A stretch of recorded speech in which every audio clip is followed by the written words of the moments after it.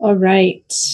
Feminine, the King of Wands. She is feeling powerful. She is feeling passionate. She is feeling on purpose.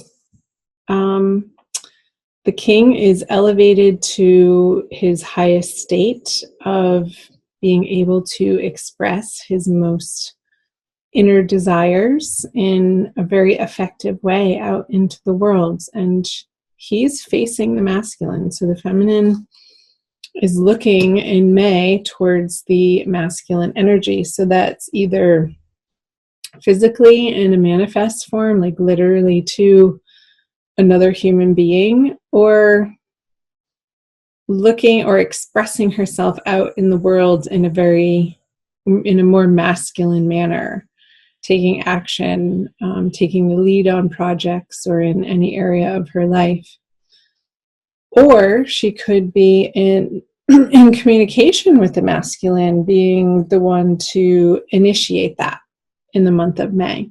Let's see where the masculine stands. The Ten of Cups in reverse.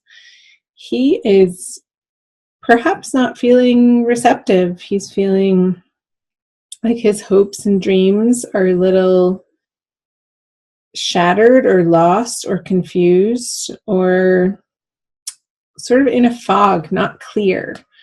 Getting a sense of the masculine not having a very deep focus on exactly what he wants and what he is able to bring to a relationship during the month of May. And a little forlorn. I'm getting this energy from the masculine of a little bit of hopelessness, and not a lot of excitement or pushing forward with the Ten of Cups in reverse. Like his hopes have been dashed in some way. So let's keep reading, and the other cards generally illuminate these middle cards here. So let's see what's in his subconscious. The Page of Swords, the feminine has the Knight of Pentacles. So two people. Somebody else got the Knight of Pentacles in the feminine unconscious. It was an earth sign. It could have been Capricorn. I don't remember. Anyway, you might want to check out the Capricorn reading anyway. So the Page of Swords for the masculine in his subconscious realm is feeling a little bit fighty, a little bit aggressive, maybe like he's on edge about something in his world right now. And there's a sense of anger just below the surface that isn't even necessarily about anything to do with what's happening in the present. I feel like it's old stuff bubbling up to the surface right now that maybe he hasn't dealt with in a direct manner that could be affecting his everyday experience of the Ten of Cups being in reverse. So a little bit of aggression and sharpness with words and just his reactionary state is just right there. Like whoever's around him might feel like they need to walk on eggshells because any little thing can tip him off with the Page of Swords in his subconscious. It's sort of feeling this need of not wanting to hold back in his rash communications and just sort of letting it out however it's going to come out, with not much forethought or not a lot of planning or maturity around his communications. And him sort of feeling righteous in taking on that attitude. Pisces masculine. Well, or it's the masculine for the Pisces feminine. So let's move over here to the Knight of Pentacles in the feminine subconscious, what she's not aware of. I'm getting a sense of a little bit of agitation on her end too, but it's not in the thought realm. It's more of feeling like she's on shaky financial ground, or not feeling entirely stable in her career direction with the Knight of Pentacles in reverse in her subconscious. Like there's some sort of underlying lack mentality in May, it's not forever, that she's wrestling with, but not in a very direct manner. With the King of Wands, it's like she's taking a lot of action and she's blazing forward, but maybe unbeknownst to her, it's from a place of fear or worry or lack that she doesn't have enough, or she can't do it on her own. I was picking up in the other reading that I mentioned, I'm sorry, I can't remember which particular one it was for May, where the horse was upside down and the blackness of it, the shadowy part of it, caught my attention and brought my attention to it, where this earth sign younger male was sort of meddling with her at nighttime, or giving her some communication at night, or appearing in her dreams. Now that could be the case for the Pisces feminine as well. I'll look back, you guys, in the recordings that I've already done for May. I haven't done all of them yet, and I'll find that video and I'll post it in the description box for you, so you can cross-watch that. Because I feel like those messages are also going to be pertinent for you to take a look at.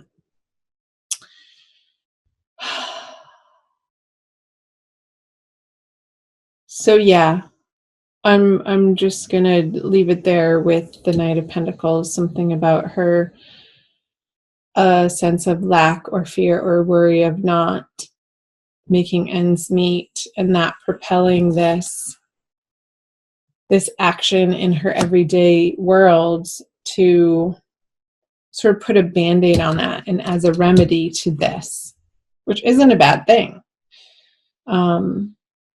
Sometimes necessity breeds some really good action in our lives.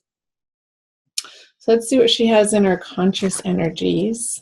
The 7 of Swords, and the masculine has the 8 of Wands in reverse, facing away from the feminine. Let's start over here with the feminine. It's like she's wanting to take more of her share, or what's not rightfully hers.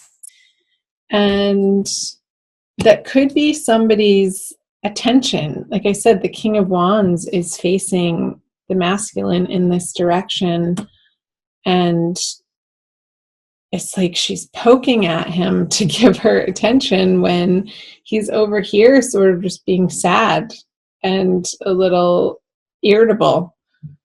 And I feel like poking the bear is going to have some unnecessary fights be created between the two of you. And it's going to have the masculine over here retract back. He's retracting back his communication with the 8 of Wands in reverse and his conscious energy away from this partnership into a different direction. For the time being, that's not necessarily a bad thing, because if there is a type of communication where you're just going around and around in circles and nothing is getting resolved and it's just crazy making, sometimes what needs to happen is one or both of you need to hit the pause button and take a breather, take a break. So let's keep moving on to what the feminine brings. Is the 3 of Wands. It's like she's really impatient. She wants to move forward with something with a masculine, and let's see what it's being met with. The Sun. Okay. And it's like his playfulness and his laissez-faire, carefree attitude is what he's presenting to her, but without like doing, in her eyes, doing the serious work of what the real communication needs to be. It's like he wants to avoid that, and he just wants to be playful and goofy and fun and not really dive into the seriousness of these conversations of what she wants to address on this heavy level. And it's like this mismatch. I feel like it's going to have the feminine energy feeling like, okay, well, should I just pack up my wands and battle it out somewhere else with somebody else who's going to take me on a more serious level here? But she still is looking in the direction of the sun. So let me look at these. I feel like the burdens that she's carrying toward the masculine isn't even about him. It's like she's carrying these swords, these thoughts, beliefs from another relationship, and she's sort of dragging them with her in what she feels important. And they're actually not. They're actually encumbering her from meeting him in the sun energy over here on his side. And maybe that's why he doesn't want to engage in that type of communication. Like he's just sort of putting a squash on it with the 8 of Wands in reverse. Being like, no, come on, baby. I just want to have fun. I just want to be free and feel free and not burdened and encumbered with these heavy sort of guilty feelings in whatever area of life. And I feel it could be around sexuality, being on top of the King of Wands here. Like there's some sort of body shame from a past experience that the feminine still hasn't fully healed from. And that could be where the Knight of Pentacles in reverse in her subconscious is coming from, in a materialistic sense, like in a very grounded, earthly body sense of this inner conversation of maybe somebody in the past shamed her body, or she has this inner belief that she's not beautiful from the inside out. And when he tries to tell her that and wants to take her in all of her femininity,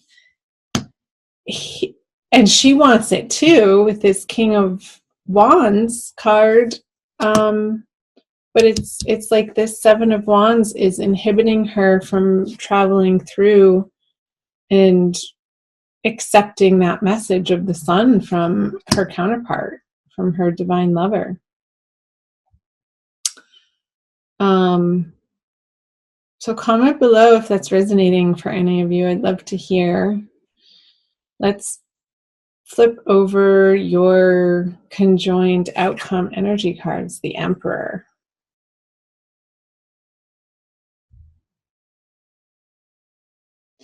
So I feel like you both want a certain amount of structure to the relationship.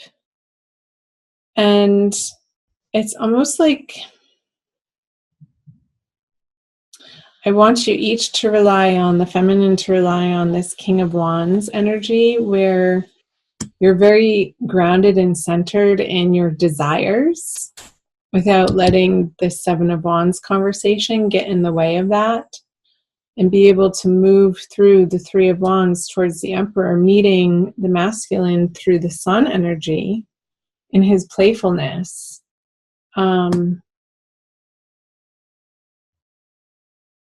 And taking this on for yourself, feminine, this 7 of Swords, energy, because I feel like it, again, it doesn't have to do with your current partnership, your current relationship, your current partner. Like, see how he's, I don't know if you could tell, he's looking in the other direction, pulling these swords with him. And it's like these two swords here are these two individual people from the past, and it's you and another person, and what you're bringing with you is all this junk that you don't need to. From this past, maybe even a little bit mentally and emotionally abusive relationship. And it sort of gunked up your thinking in a way that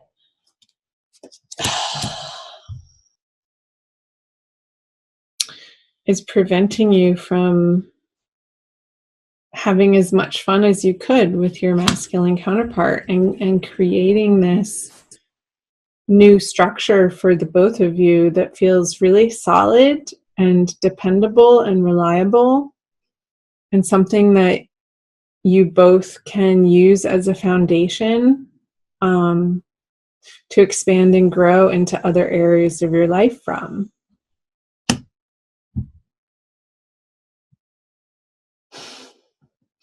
So I'm seeing the two rams here, to the two ram heads, and the amount of rock and stone and concrete, and how he's wearing his armor. It's like this stubbornness with each other this month, and you each putting your head down towards each other. And you know how rams sort of back away from each other, put their head down, and then charge and just totally smash into each other with their horns. I just got that image between the two of you. But it's almost like when that happens, a spark is created, and it dissipates some of the energy because you're putting it in a certain direction. And there's like this dust that's created, and something else comes of it that creates this cloud of smoke that can go up from the two of you. And each of you are bringing your own different mixture of elements to that alchemical combination. And it can create weather. It can actually create clouds in the sky that produce rain and snow and sleet and lightning, and all of these different possibilities together. And then I just got, when the two of you put your heads together without clashing, and you come into owning your individual power together, and you sit on your throne as one solid unit, you get to crown yourself as the emperor of your relationship, the emperor of your communication, the master who is in control of what he or she is co-creating with another. And coming from that very, very, very internal, powerful place.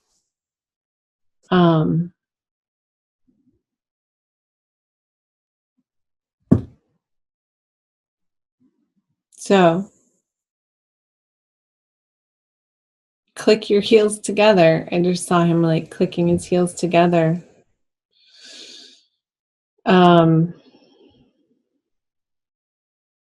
Wear red this month, Pisces. I'm seeing all of this red, the red shoes, hat, the cape, another cape, another cape. The baby doesn't even have it on him. He's waving it as a flag. This person's wearing red. The children's wearing red. He has red boots. All this red. He has a red cape on too. So something to do with your root chakra and grounding that out in the month of May. I'm going to pull a Crystal Wisdom Healing Oracle card for you, since I said the word chakra, by Judy Hall. For your oracle message for the month of May, Pisces.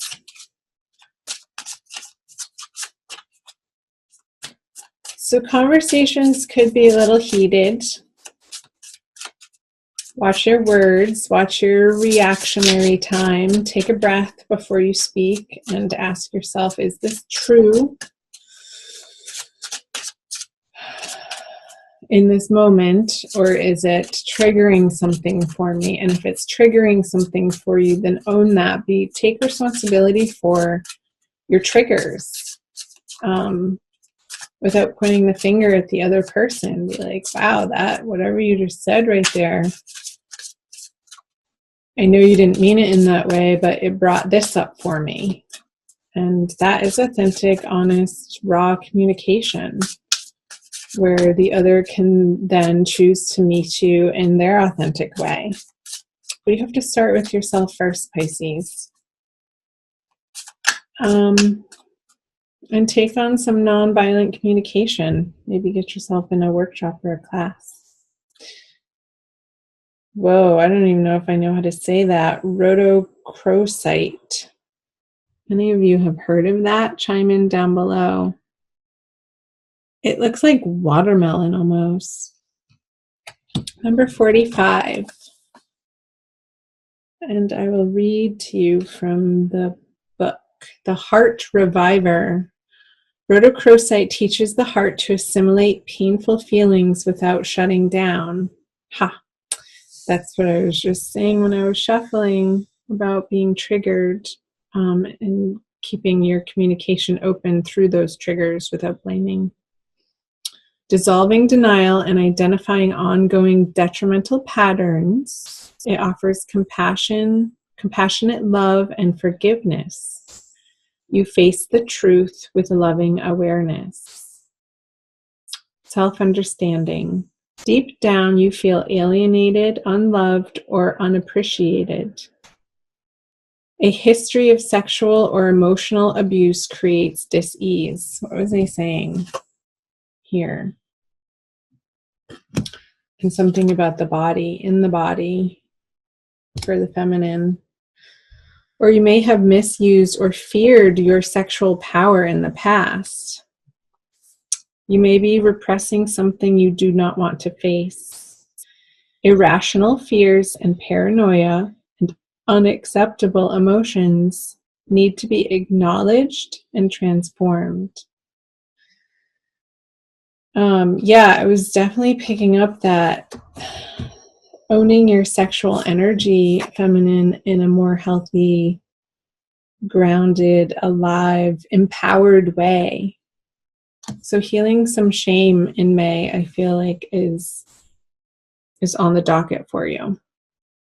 Divination. Time for a change of viewpoint.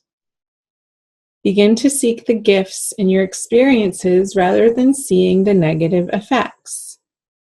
Check out whether what you were taught in childhood is still relevant to the person you are today.